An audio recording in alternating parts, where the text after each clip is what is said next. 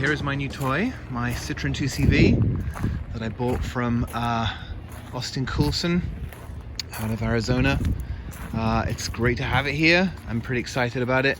I emailed him when I was bidding on it to ask if it was going to be feasible or reasonable to consider driving it to Seattle from Phoenix, and he very responsibly and correctly told me that would be a very silly thing to do, and as it turns out, he was right. I've driven it a total of 1 mile to the gas station and back to try to get some gas for it, and in that 1 mile the rear brakes have seized and it's not running well. The shipper ran it out of gas multiple times getting on and off the truck. I ran it out of gas getting it to the gas station. And I also clogged up the fuel system, so I had to clean out the fuel filter. These are the beautiful seats that Austin had done. So it runs like crap, and it needs complete brake overhaul. So in terms of the jobs that I want to do, well, the number one job I need to do is get a title for it, which has been harder than you'd think. I went to the DMV and they looked in their little book and they said, we can't find a value for this, and we can't register it unless we can find some independent value for it. So anyway, long story short, Austin's had to fill out some forms and I'm gonna see if I can get that done today.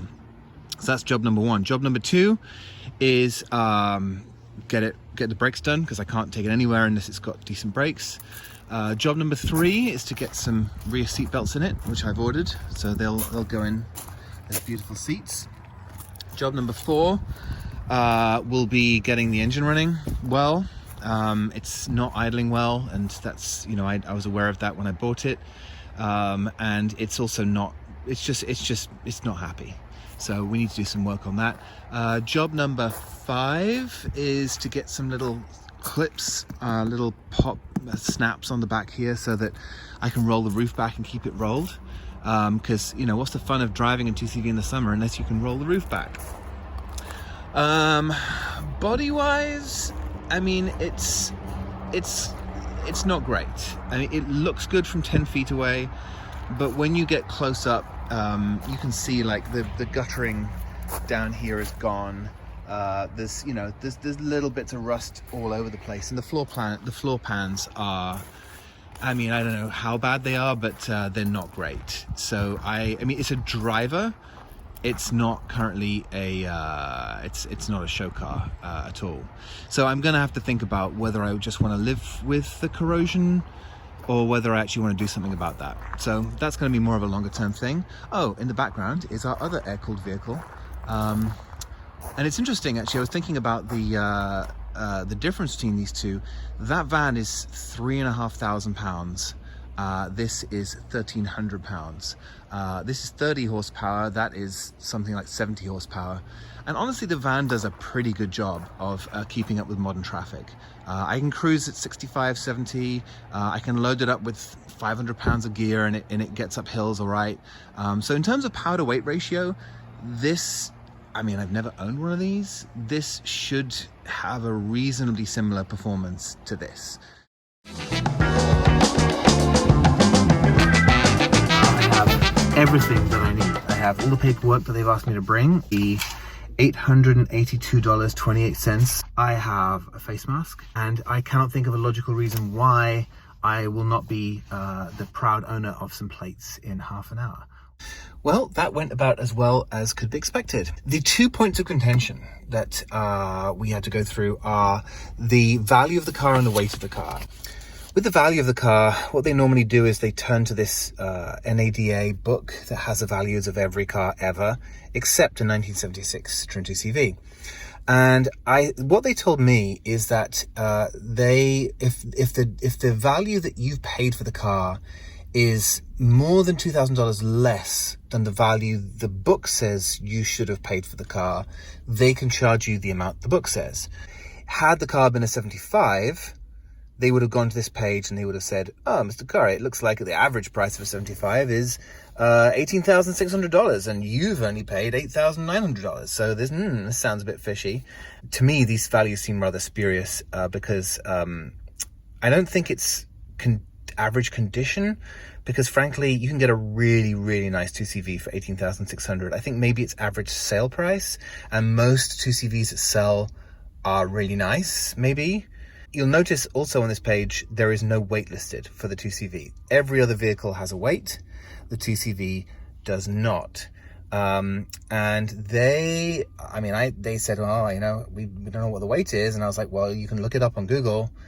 And she said, oh, we can't use Google. You know, obviously, of course you couldn't use Wikipedia or some reliable source of information like that. So instead, they just took the number I plucked out of the air, which in fact I'd got from Google, which is the correct number for the car. That's fine, apparently. I can just make it up and they'll take that. So anyway, you know, comedy, bureaucracy aside, I have a temporary plate and I have a title and plates coming in the mail. So that's awesome. I feel like we're about to die. For the tread on that. Yeah, you got so much traction. If you had anything other than unassisted drum brakes, you could lock up the brakes the whole time. Well, let's hope that we get stranded again. No, let's not hope that. Oh, look, there's a little bit of water inside. Okay, I've got to pull out the choke. It's got a choke. Oh, gosh. And it starts. What year is this? 76. 76. It starts on the button. That's awesome. Starting is its party trick. It all goes downhill from there. It starts fine. The back brakes are seized a little bit, so we won't be going far. But this is the first drive since it's actually been legal.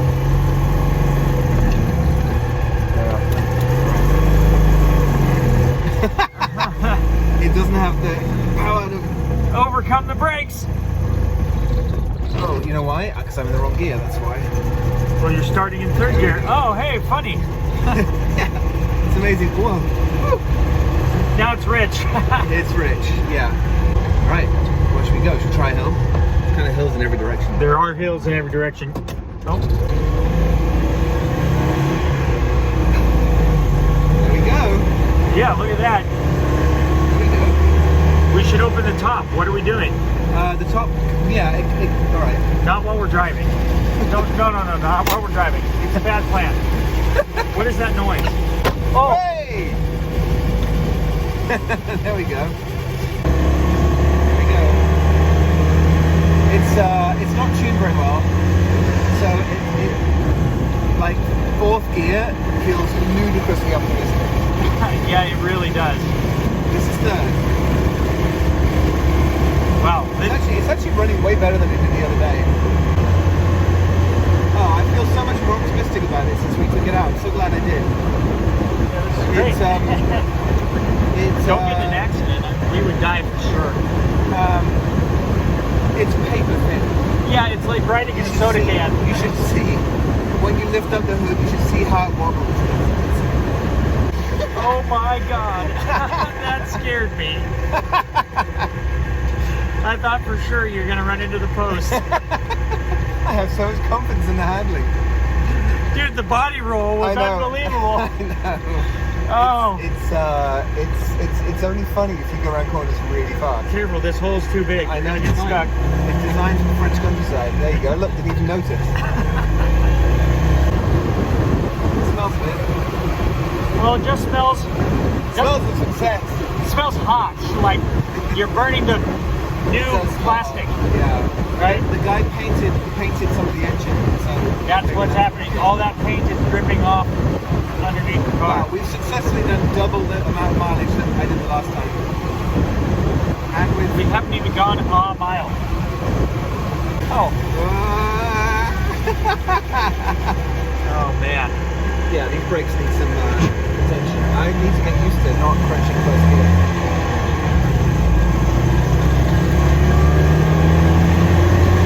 Well, successful test, I think. Yeah, absolutely. Are these the original tires? Well, the original from 15 years ago. Apparently, it's impossible to roll it. Let's not test that, because it sure didn't feel great when we went around the last corner. All right. And if we were to roll over, my head is sticking out of the roof. Yeah, when the chug's in, it's just not that happy. It just needs tuning a little bit. Well,